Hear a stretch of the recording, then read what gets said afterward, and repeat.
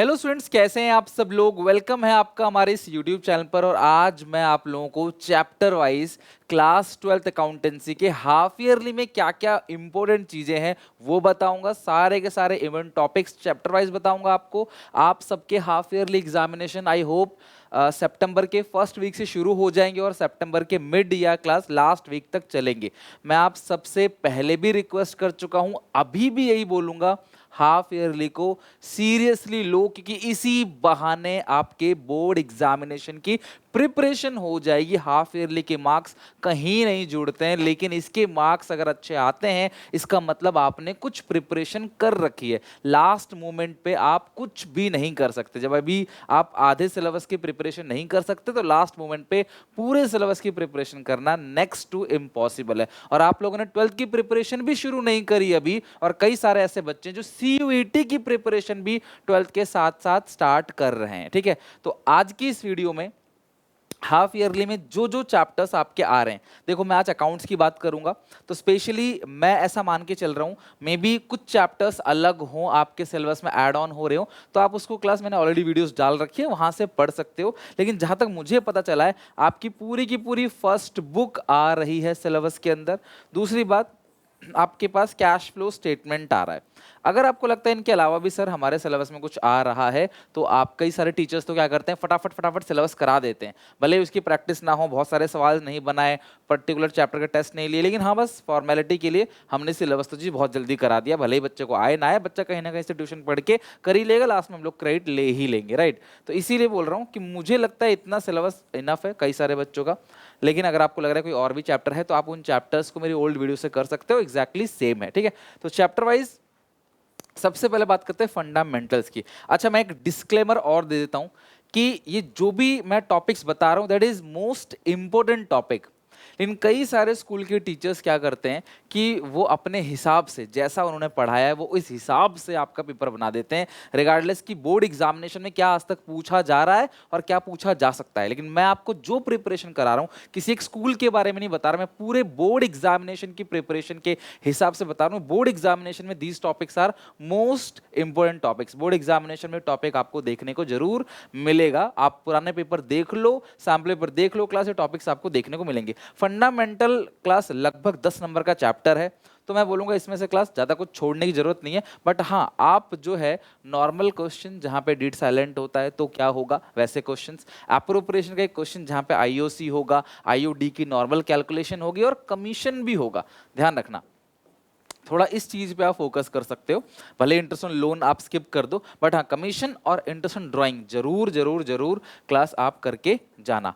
ये board examination के लिए बता रहा हूँ। क्लास में भी आपके स्कूल के टीचर क्लास इस चीज को ना दें, वो बोले नहीं भी हमारे लिए कुछ और इंपॉर्टेंट है, लेकिन मैं वो करा रहा हूँ जो बोर्ड में इंपॉर्टेंट है। अगर आप इसे अभी से प्रिपेयर करके जाओगे तो ये बोर्ड एग्जामिनेशन में भी आपको हेल्प करेगा। गारंटी का टॉपिक जहां पे अप्रोप्रिएशन या गारंटी में से कोई एक क्वेश्चन आएगा, अगर अप्रोप्रिएशन आ गया तो गारंटी नहीं आएगा, गारंटी अगर आ गया तो बिकॉज अप्रोप्रिएशन वहां भी बनता है, लास्ट मोमेंट पे गारंटी काम होता है।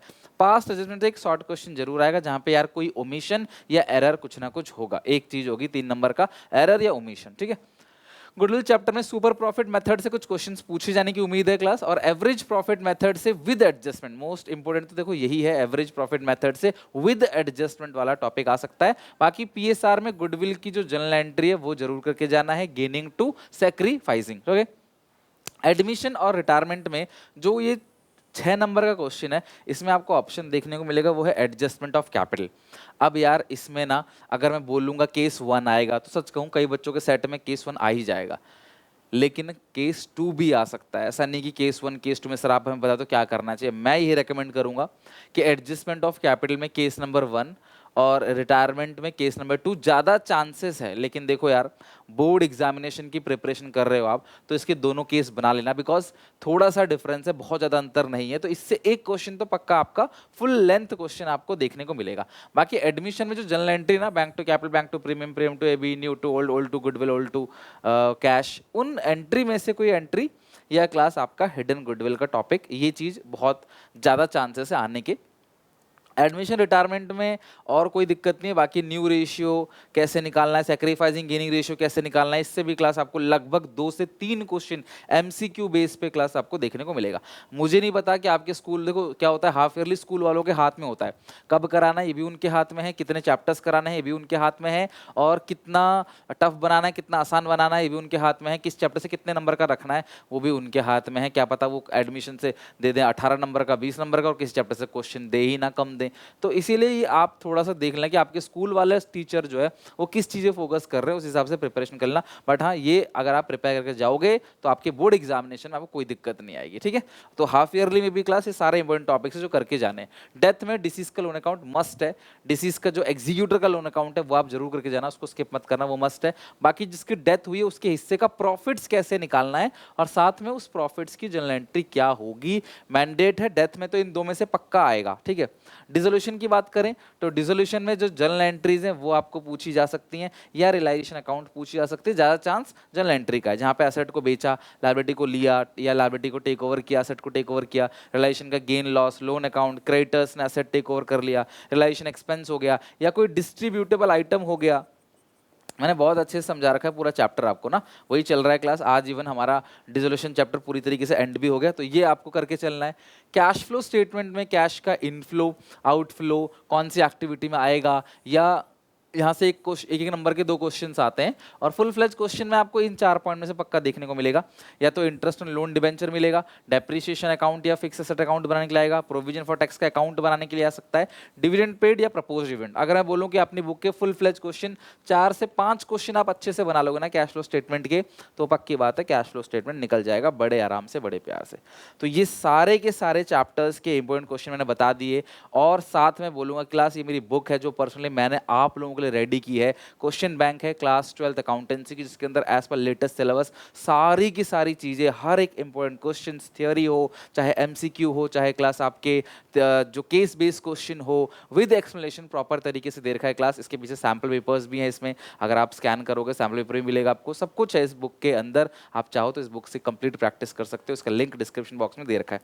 अगर आप चाहते हो कि सर इसी तरीके से हमें इको और बीएसटी के भी इंपॉर्टेंट क्वेश्चंस बता दो बेसिकली हाफ ईयरली में, तो 2 काम करना, आप अपना सिलेबस भी लिखना और साथ में मुझे बताना भी क्लास कराना है या नहीं कराना, मैं उसकी वीडियोस लेके आ जाऊंगा, ठीक है। बाकी आज रात को एक और वीडियो क्लास आएगी, मे बी इको या बीएसटी की, डेली बेसिस पे मैं 3-3 वीडियोस टारगेट कर रहा हूँ एटलीस्ट।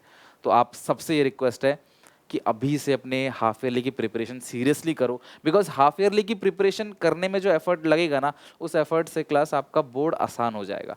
अगर आप ये बोलोगे मुझे नहीं करनी प्रिपरेशन, तो आप पढ़ोगे भी नहीं। हाँ, बट अगर आप बोलोगे मुझे करनी है प्रिपरेशन, तो शायद इसी बहाने थोड़ा सा पढ़ लो और क्लास कुछ आपका भला हो जाए, जो आपको बोर्ड एग्जामिनेशन में काम देगा। इसीलिए कई बार आपने टीचरों से ये कहते सुना होगा, टेस्ट जरूर दो, टेस्ट जरूर दो। टेस्ट अगर देने जाते हो तो एक दिमाग में रहता है कि यार मुझे टेस्ट देने जाना है, तो चलो अब जा ही रहा हूँ, थोड़ा पढ़ लेता हूँ। अगर नहीं देने जाना तो आप पक्की बात है नहीं पढ़ोगे, और तैयारी इसी बहाने नहीं हो पाएगी, ठीक है। तो पढ़ के आना, समझ के आना। बाकी कोई दिक्कत परेशानी हो कहीं भी तो मुझे पूछना जरूर। बाकी मिलते हैं नेक्स्ट वीडियो में। Till then take care, bye bye. And half yearly जिनके अभी चल रहे हैं या जिनके और लेट हैं क्लास, तो उन सब के लिए मेरी तरफ से बेस्ट विशेष। अच्छे से प्रिपेयर करो, कोई डाउट कोई दिक्कत हो तो पूछ लो। मिलते हैं नेक्स्ट वीडियो में। Till then take care, bye bye.